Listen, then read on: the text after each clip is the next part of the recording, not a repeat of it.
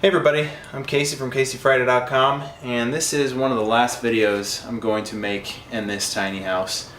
If you've been following along on Facebook or social media, you've surely seen by now that this house was stolen from our property in Spring Branch and taken down to the south side of San Antonio, where it was recovered on a property that also had 2 stolen vehicles and an illegal shotgun. Needless to say, we've been through quite an ordeal emotionally over the past 3 years. Really, it's not just this event that's caused us to be so stressed out. It's been a long time. A lot of stress building this house and dealing with the things that only tiny house builders would know you have to deal with while you're doing something like this. It's very strange for me to be standing in this house in an RV storage lot. We are going to be selling this house, and I'm currently putting together a spreadsheet with every single material that was purchased for it so I can see exactly how much money we've invested into it and see what we want to get out of it at this point.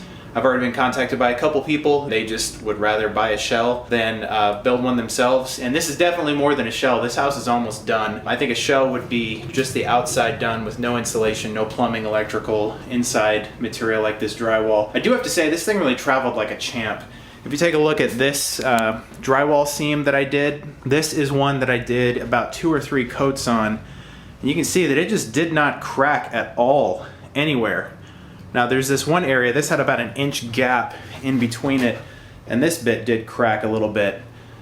But that's easy to patch up, just covering over it and even putting one of these corner beads on there, which the thieves very graciously just left in here, so I didn't have to worry about getting more of those. You can see it's a little bit dirty in here. They tracked in some mud and leaves. So there was just a ton of stuff right here, little trinkets like ratchet attachments and tapes from old tape players. There's a mini disc out here, there's a floppy disk. It was just a load of junk right there. Shotgun rounds and other things. And as you can see here, they very nicely unscrewed my door handle.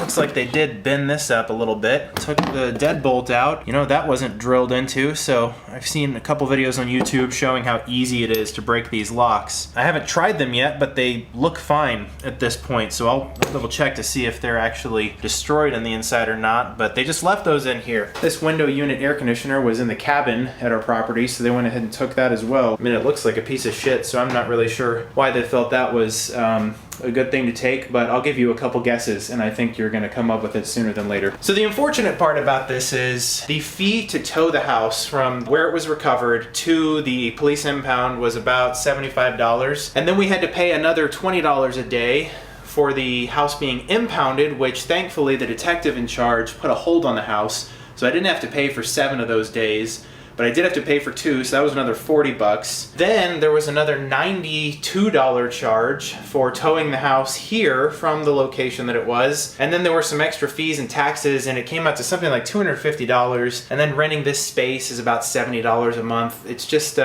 it's a lot of extra expense that I would really like the criminal to be paying and not me, because I don't feel like we should be responsible for them. But we can't live in this house anymore, and a lot of people have said, don't allow these thieves to make you give up on your dream. And I just want to be clear, we're not giving up on anything. We are just changing the path that we're taking. We've been through quite a bit of stress building this thing and just dealing with the stresses of building 2 businesses. For me, really, it's more than just one business. I run 2 or 3 different businesses, and I'm always doing side projects. So I'm self-employed. That's been taking quite a bit of effort. My wife is building up her business. She's currently working as well. So it's been a lot of stress trying to do this, and we've just realized that we are really getting close to our breaking point, and this theft has really pushed us over the edge, and at this point we just feel like we can't do it anymore. What we're gonna do is sell it to someone who wants to live in a tiny house and wants something that is almost done. They can just put their finishing touches in here.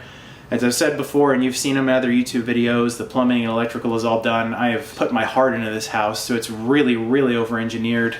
Some of the construction practices might not be totally right, and by some I just mean the bird's notches on the outside to attach the fascia boards. I didn't know how to do that when I first set it up, so that's just the only thing that'll require a little bit of finesse. But everything else, you know, this house is ready to personalize and make someone's own. So I just wanted to let you guys and gals know that this project is coming to an end for me. I'm going to be finishing up this spreadsheet showing the cost of everything and deciding on a selling price. I've been quoted on the internet from saying that the house is worth anywhere from $25,000 to $70,000. Just to be clear on that, what I meant was if we were to sell this house fully completed on our piece of property that we could probably get $70,000 for it, because it was a really nice piece of property. And having a fully functional house with everything purchased brand new, top of the line. I don't feel like I need to defend myself to my YouTube viewers. I'm sure you guys have watched all of the high quality parts that I've been putting in here. Two things I did do on this house as of about 5 minutes ago is I purchased a Mega Hitch lock. I'll show you a picture of that. And I also purchased 2 wheel chocks for it, and the all 3 lock. So this is a secure storage facility. I guess I'm not really one to say I don't think it's going to be stolen now, because it's been stolen once. I'm pretty sure that there's not going to be any problem here. It would at least deter theft of this house. I don't know that it can completely prevent it, but it's going to make it pretty damn hard, as the hitch attachment is welded to the frame of the trailer, so you can't just pop that off and put another one on. If you take a look up here in this corner of the video, I'm going to show you a video that Mega Hitch did of all the other trailer locks, and I would just strongly recommend, if you have a trailer lock, take a look at that video and watch how quick that guy is able to break all of those trailer locks. Some of them it's as little as 1 second, just smashes it with a hammer.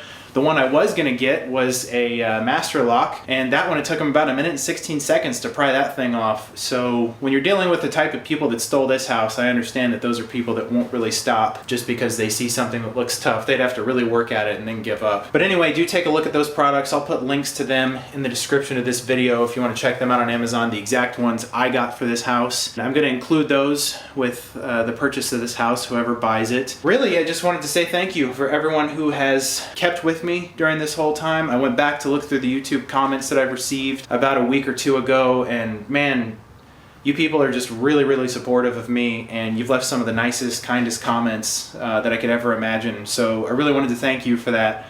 Thank you for supporting me, sticking through this really weird process of, you know, building most of a tiny house. And besides that, I guess, you know, let's just take a look around the house after it's been stolen. Like I said, there's some crackers down there. I think that's pretty strange. And then there's just some weird stains down here from, you know, who knows, just a bunch of junk that looks like it came out of a bucket that was wet or something. And then we got these weird stains on the wall that look sort of like a shoe print. Same thing right here, and this is pretty high up. This is about my head level, and I'm about 6'3". And there's another print. I'm not sure what that is. Here's a hanger that was installed. Probably something for maybe a light while they were going to build the rest of this thing. Who knows? Here's some other prints that we've got in here. But everything else looks relatively normal. Not too much really crazy in here. There's just a couple areas, like here they sort of dinged up my drywall, put a little dent in it. And I think I saw another one over here. Might have been mistaken.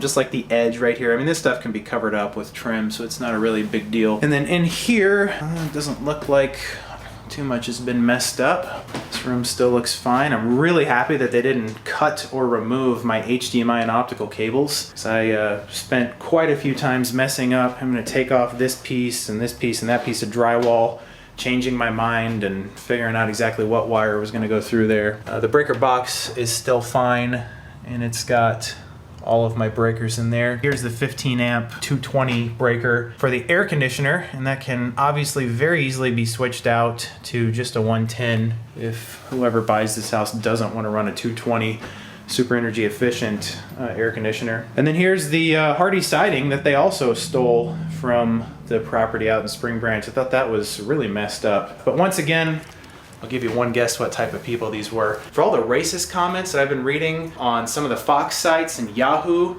you guys really need to chill out, because it was a white person, so no need to make any more of those racist comments. And this is the sort of thing that really upsets me. You know, we've got these little love notes that Jessica and I wrote to each other. I asked my buddy who went down to the South San Antonio location with me to help recover the trailer how he thought someone could see something like that and still steal a house. And he said, well, these people are the type of people that they are. Hope I'm not being unclear with what type of people these are. Has anyone seen the TV show Breaking Bad? That's a great show. So anyway, hit CaseyFriday.com. You'll see some extra pictures of this. I'm going to show you some pictures of the Mega Hitch hitch lock, as well as the 2 wheel chocks with locks that I bought for this house. I'm probably going to be switching the door lock and handle back out to my door lock and handle, assuming they still work. Then I'll just have this thing parked out here until we get an offer on it and sell it, and then move on to the next project. So I look forward to providing more entertainment for you in whatever ways I can. I love building things. I love doing projects. This is not the end of this sort of project for me. This is just the end of this project. If you have any questions, please hit up CaseyFriday.com. We will figure out very soon in the coming days exactly how much we're going to sell it for. Thank you again for sticking with me, and you guys rock.